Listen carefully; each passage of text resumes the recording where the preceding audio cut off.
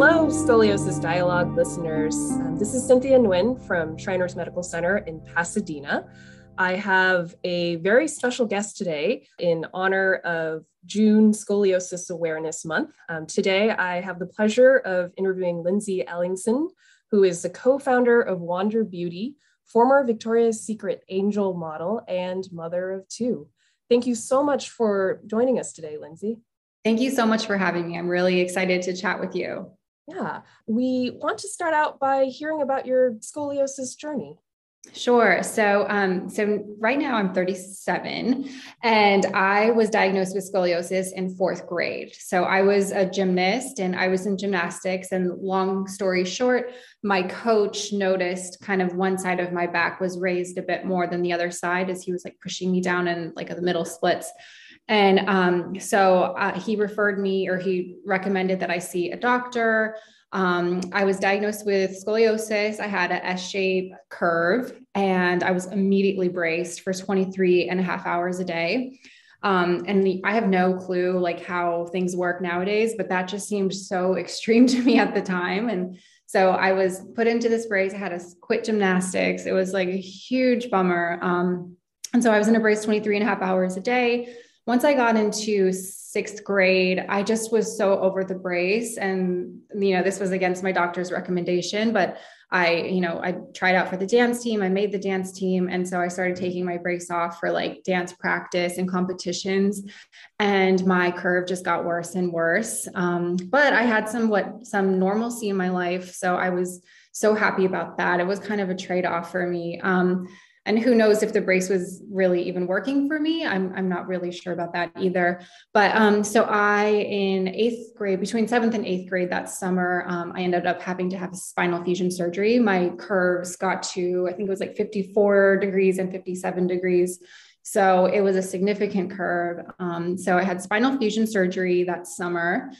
And I went into that surgery definitely like really afraid, worried that I wouldn't be able to dance again. I did a lot of preparation mentally and physically to get ready for the surgery. And, overall, I had a really good experience with it. I had an amazing doctor, Dr. Tolo.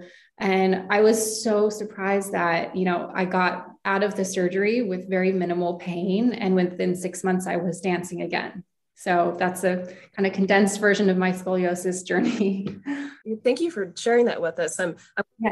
Overall, it was a good experience. Do you remember any specific things that you found helpful that Dr. Tolo or other folks on his team did for you so that you felt more comfortable going into the procedure?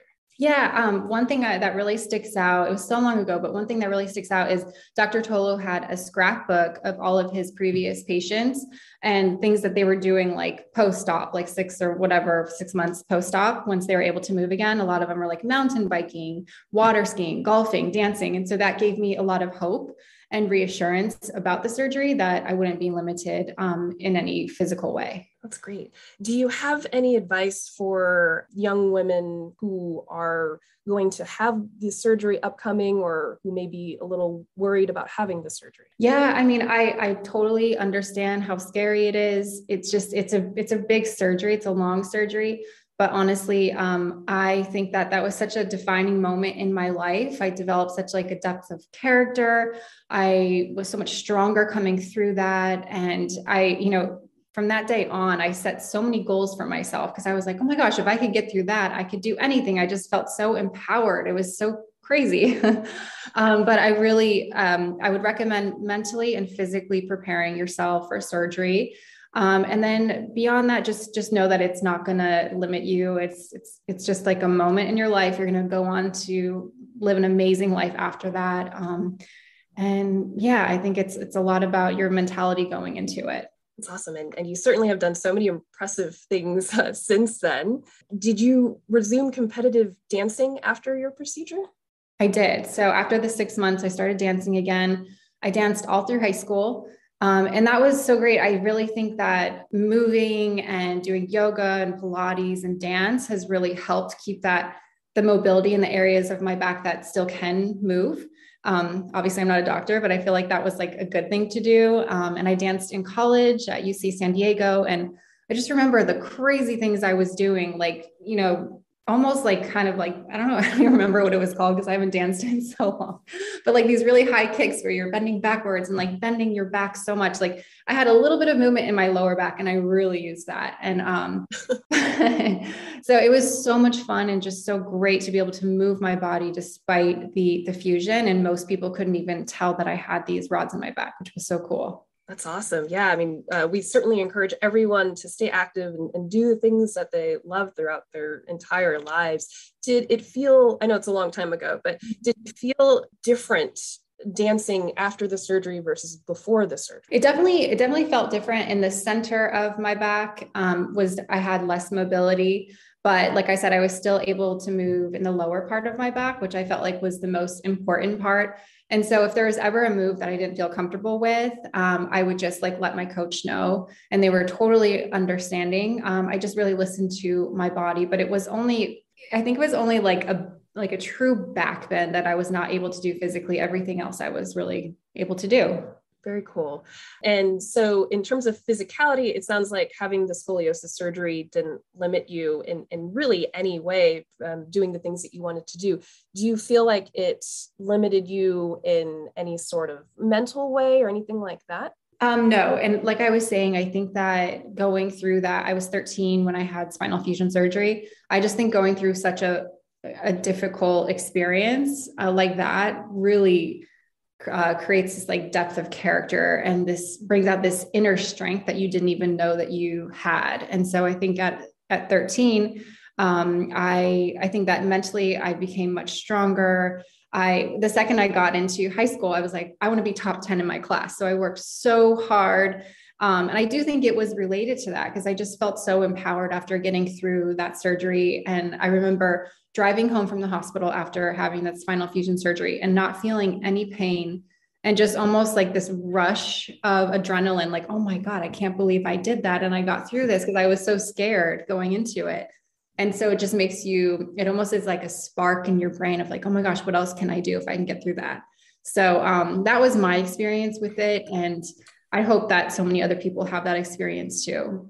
Very cool. Well, Lindsay, a lot of my patients who are going to undergo spine surgery ask me about the scar afterwards. As someone who was a Victoria's Secret angel, do you feel like you were ever bothered by your scar, or that it kept you from doing or feeling a certain way? No, I'm actually so proud of my scar. And for the longest time before I had kids, I always said this is like one of my most proudest things is the scar on my back, because it was such an important time in my life and something that I overcame and was stronger and better because of it. But now it's my children that have taken that spot. But I'm really proud of my scar, and it's I've walked on hundreds, if not thousands of runways. And I never had a makeup artist go in to like cover it up with concealer. It was always there and a part of me. It's also like right along your spine. A lot of times you barely even notice it.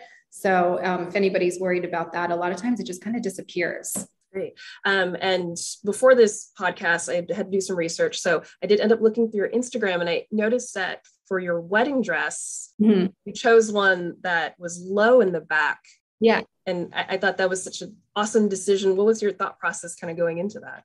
I worked with a designer who was a friend of mine, and I just let her do whatever she thought would look great on my body. And she wanted to expose, my back and my scar. And I was all for it and comfortable with that.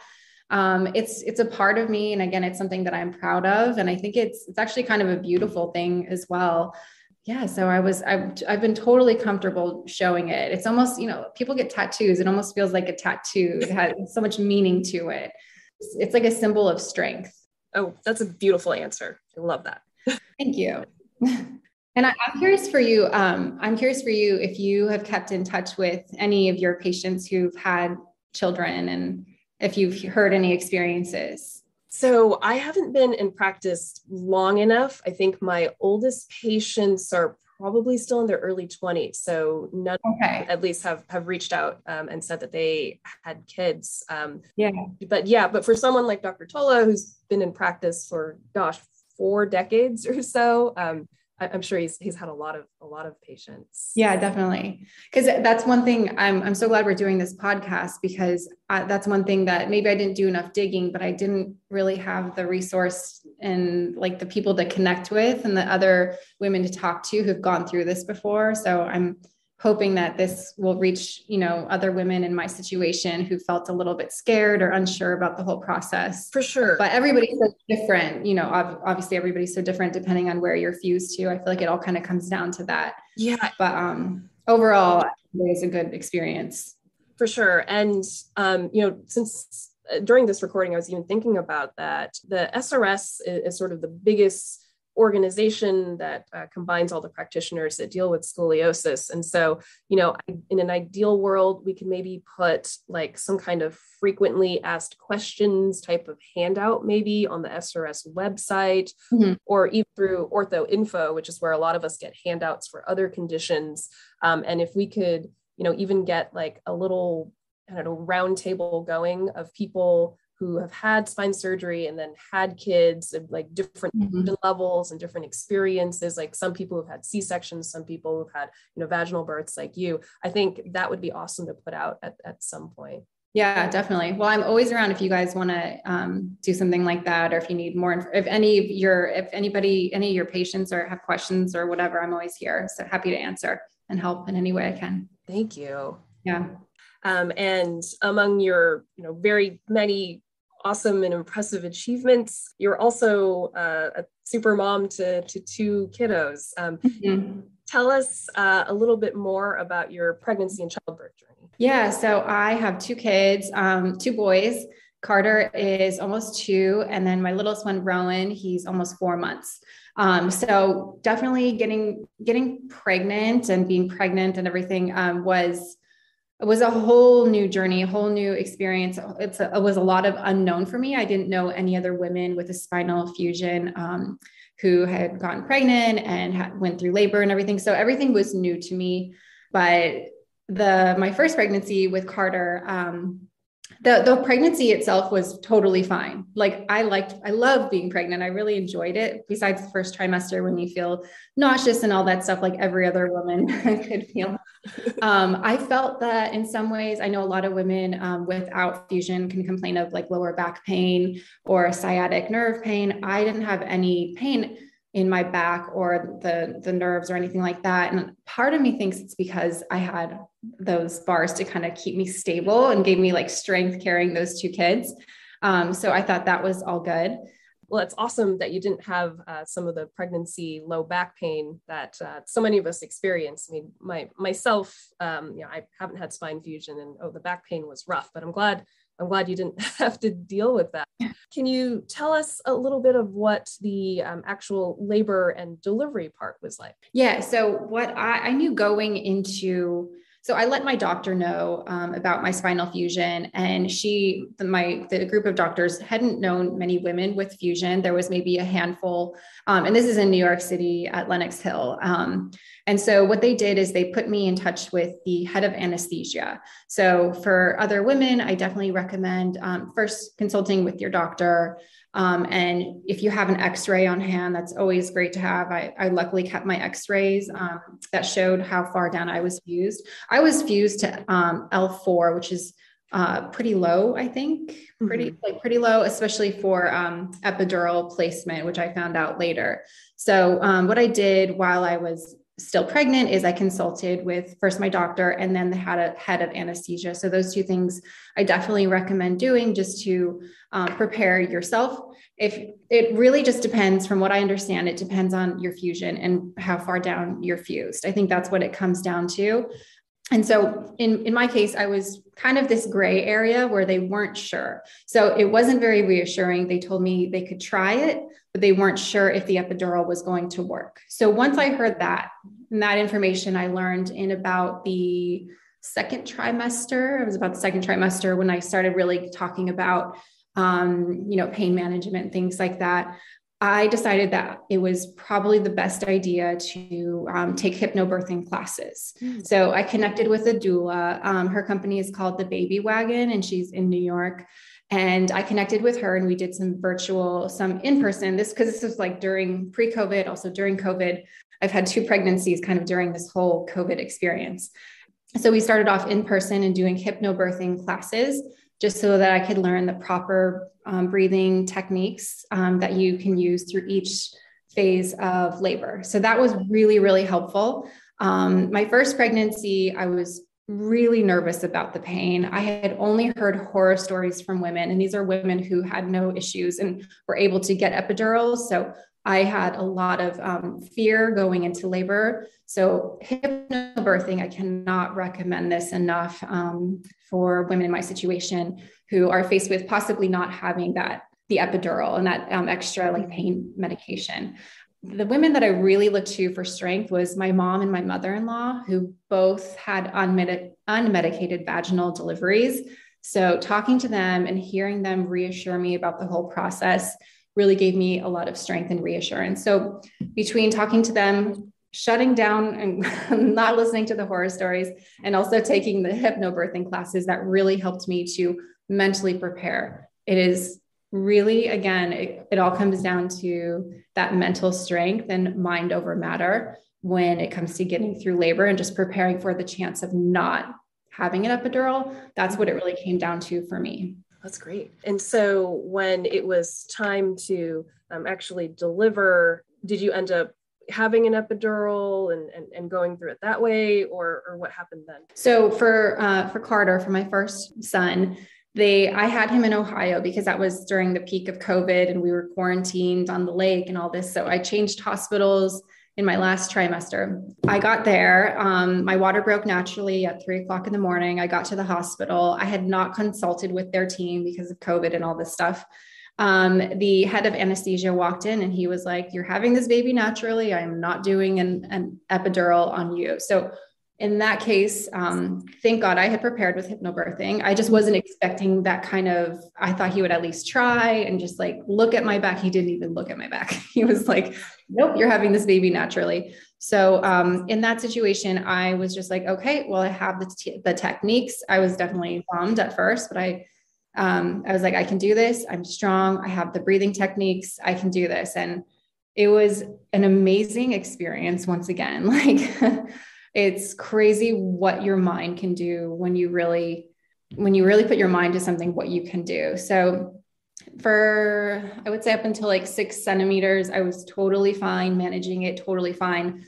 I got to about 6 centimeters and things started getting a little bit challenging. So I started using my breathing techniques and they offered me an IV medication. I think it was Stadol. And so that really helped me to just relax a bit more. I actually fell asleep. And then I woke up and I felt this like intense pressure. And this is my first time going through labor. So I'm like, what is this? I think this is like the transition part where it gets, where the baby's about ready to come out. I was just like, when it's your first time, it's all these new feelings are so crazy. And so I'm like, it just feels like so intense and the pressure. But it was not like super painful. It was just like intense. I would describe it more as intense. So basically I took a nap, woke up, intense pressure, and he was ready to come out. And within 45 minutes, I had him. Great.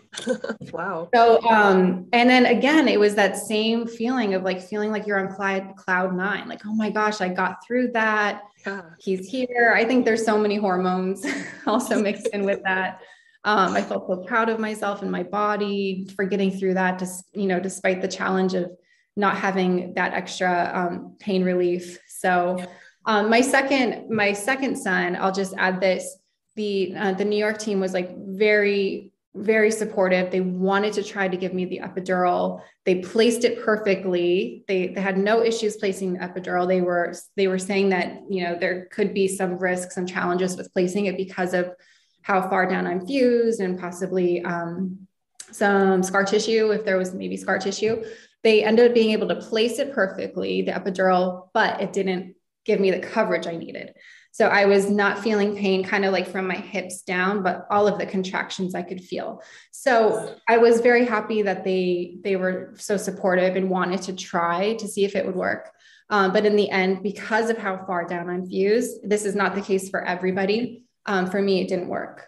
It didn't work 100%. I would say it worked 50%, okay. Which was still something. That was still something, I think. And so that mixed with like a little bit of Stadol to just take the edge off at the end was great. again, I prepared mentally with hypnobirthing. I would totally recommend hypnobirthing. And also, don't listen to the scary stories and the horror stories that women may share with you. It's important to just stay very positive. For sure. Yeah. And I mean, you bring up some really great points there, and thank you so much for sharing your story.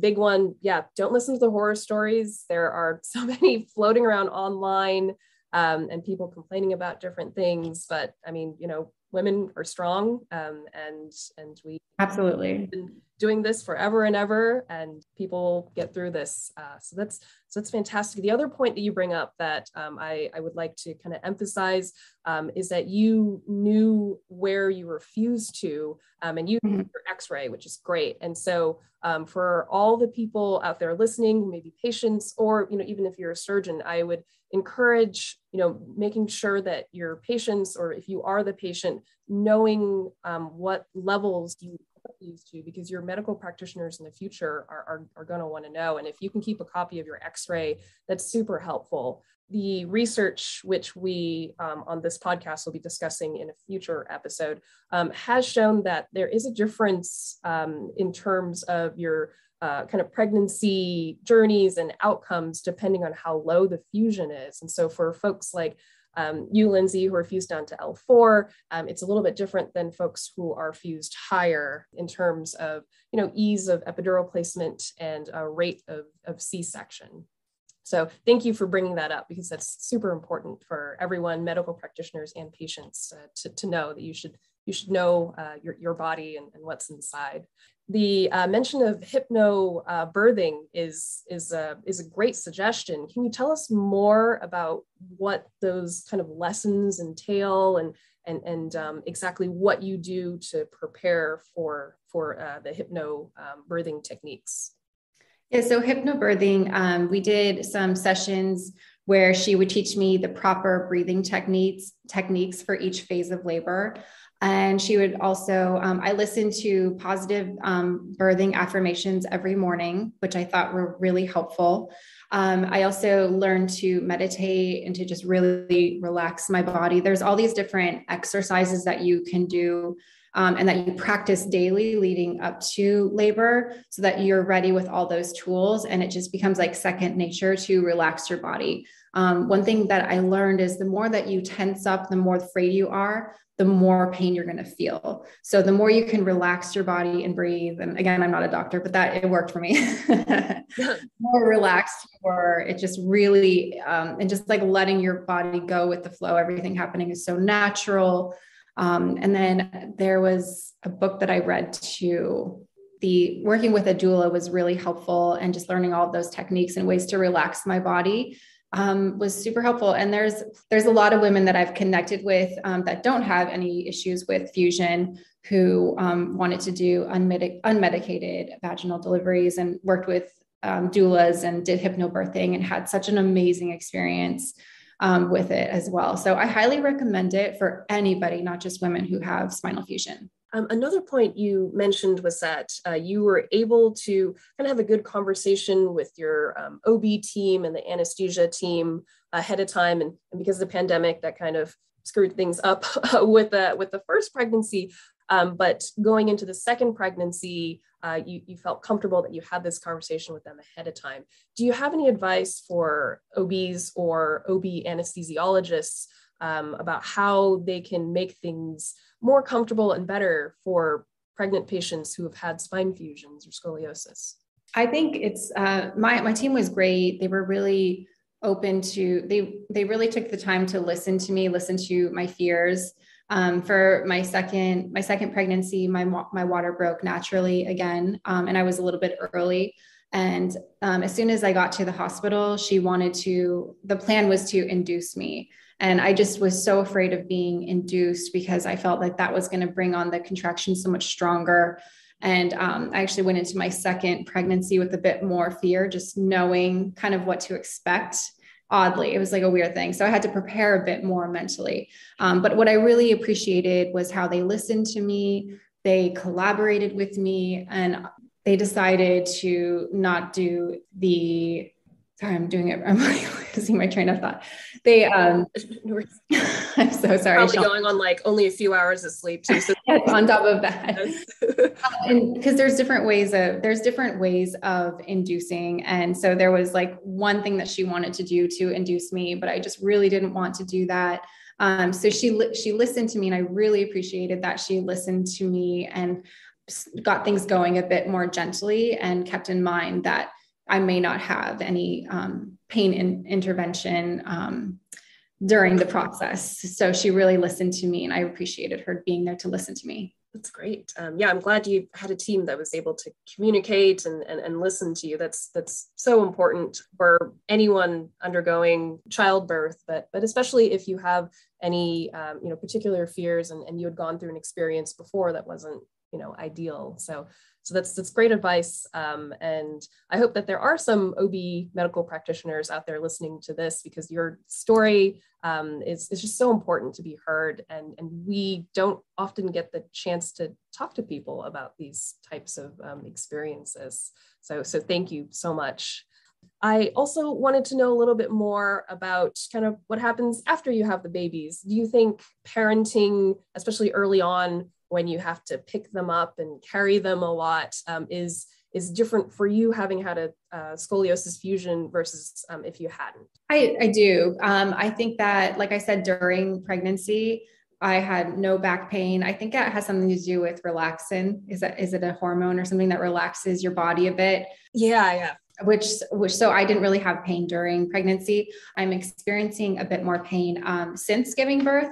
With my first son, after about 6 months, the pain went away. So I'm about 3.5 months postpartum. And so we'll see. I mean, I think in a couple of months, if the pain hasn't gone away, I'm going to consult with the doctor and just see what's going on. If there's maybe some physical therapy I might need to do to help with the pain. It's not an unbearable pain, but I definitely feel it when I bend down or go to pick them up. But I also think that physically, I think just getting back and moving my body, I've started Pilates. I think that it could also have a lot to do with core strength. My gut says that I just need to really strengthen my core. And I know a lot of women complain about lower back pain even after giving birth. And that's because of that loss of the core strength. So I'm going to work on that as well. Yeah, definitely. I mean, we carry babies and they sort of stretch out all of our musculature and our core. And then afterwards, that muscle, all those muscles have to get back to where they were before. So yeah, Pilates, I think, is a great option for honestly everyone. But, it's a nice, gentle way of getting some of that core strength back. Is there anything in particular about the way you're lifting your kids that you feel is different for you versus someone else? I try to not bend over too much to lift and just focus on bending my knees and do so that I'm not putting too much strain on my lower back. Since I'm fused so low, I'd really try to look out for my lower back. I do wonder, like in 10 years, how is my lower back going to feel? So I definitely want to keep it healthy, keep it strong.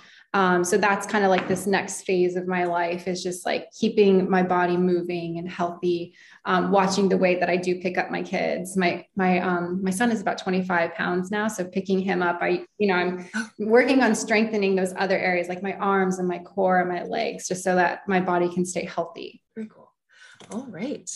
Thank you so much for, talking to us today. Like I said, we as medical practitioners, we read a lot of papers and research about different things, but getting to actually hear an experience from a patient and, what their experience having the surgery and afterwards, and then, having kids and all that has been just super illuminating for me. And I know it will be for everyone else who listens to this podcast. So thank you so much. Is there anything else you'd like to add? Any advice that you want to impart upon our listeners and other medical practitioners and patients and whoever else might be listening? Well, thank you so much for having me on. I think that this is such an important conversation to be had. And I just think that it's so important to work with doctors that you feel comfortable with, comfortable collaborating and and talking with. And it's really a team effort. And this is definitely 100% something that you can get through with a little bit of extra mental work. I highly recommend the hypnobirthing for anybody. And even without the pain medication, you can definitely get through this. It is such a natural process that we were born to do this, that our bodies were made to do. So yeah, if anybody has any extra questions for me, I'm happy to answer them. And I hope that this was really helpful. Thank you. If you guys have any other questions for me, you can follow me at Lindsay Ellingson. And thank you so much for listening. The Scoliosis Research Society is a nonprofit professional organization made up of physicians and allied health personnel. Their primary focus is on providing continuing medical education for healthcare professionals and on funding and supporting research in spinal deformities. Please visit srs.org for further information.